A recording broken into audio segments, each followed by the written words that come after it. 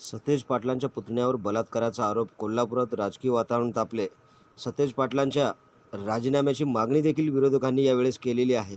काय आहे ही बातमी संपूर्णपणे जाणून घेण्यासाठी तुम्ही जर NGTV वर्ल्ड लाईव्ह या न्यूज चॅनलवरती पहिल्यांदाच आला असाल तर नक्की सबस्क्राईब करा. नमस्कार, मी बंदगी NGTV वर्ल्ड लाईव्ह या न्यूज चॅनलमध्ये तुम्हा सगळ्यांचं सहर्ष स्वागत करतोय.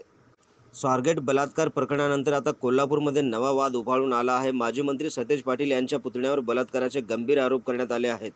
पीडित महिलेच्या तक्रारीवरून पृथ्वीराज पाटील यांच्यावर भारतीय न्याय संहिता 376-376-2 अन्वये गुन्हा दाखल करण्यात आला आहे. मात्र पोलिसांनी आरोपीला अद्याप अटक केलेली नाही. या प्रकरणावरून महायुती आक्रमक झाली असून सतेज पाटील यांच्या राजकीय भवितव्यावर प्रश्नचिन्ह उपस्थित करण्यात येत आहेत. पीडित महिलेने पोलिसांकडे दिलेल्या तक्रारीनंतर गुन्हा दाखल करण्यात आला असला तरी अद्याप आरोपी फरार आहे. विशेष म्हणजे या गुन्ह्याची प्रत मुंबईत या माध्यम संस्थेकडे पोहोचल्याने प्रकरण आणखीन वेग घेतला आहे. पीडितेच्या तक्रारीनंतर पोलीस तपास करत असले तरी आरोपीला संरक्षण दिले जात असल्याचा आरोप महायुतीकडून करण्यात येत आहे. सतेज पाटील यांच्या पुतण्यावर असे गंभीर आरोप झाल्यानंतर महायुतीच्या महिला आघाडीने जोरदार आक्रमक भूमिका घेतली आहे. त्यांनी सतेज पाटील यांच्या राजीनाम्याची मागणी देखील केली आहे.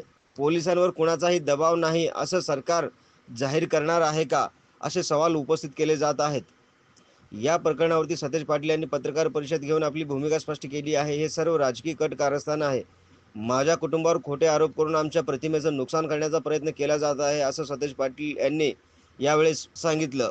सतेज पाटील यांच्या समर्थकांनी या प्रकरणावर वेगळाच दावा केला आहे. त्यांनी सांगितलं की पीडित महिलेने याआधी 7 ते 8 जणांवर लैंगिक शोषणाचे आरोप केले आहेत. मग तिच्या आरोपांवरती विश्वास ठेवायचा का? असा हेतू आर्थिक फायद्यासाठी बदनामी करणे आहे, असं पाटील यांच्या समर्थकांचं म्हणणं आहे. सतेज पाटलांच्या पुतण्यावर झालेल्या बलात्काराच्या आरोपाने राजकीय वातावरण तापले. महायुतीच्या हल्लाबोलानंतर काँग्रेस बचावात्मक भूमिकेत आली. आता या प्रकरणाचा कायदा आणि न्याय व्यवस्थेवर काय परिणाम होतो याकडे संपूर्ण महाराष्ट्राचे लक्ष लागून राहिले आहे. या बातमीवरती आपली काय प्रतिक्रिया आहे ते आम्हाला कमेंटद्वारे कळवा.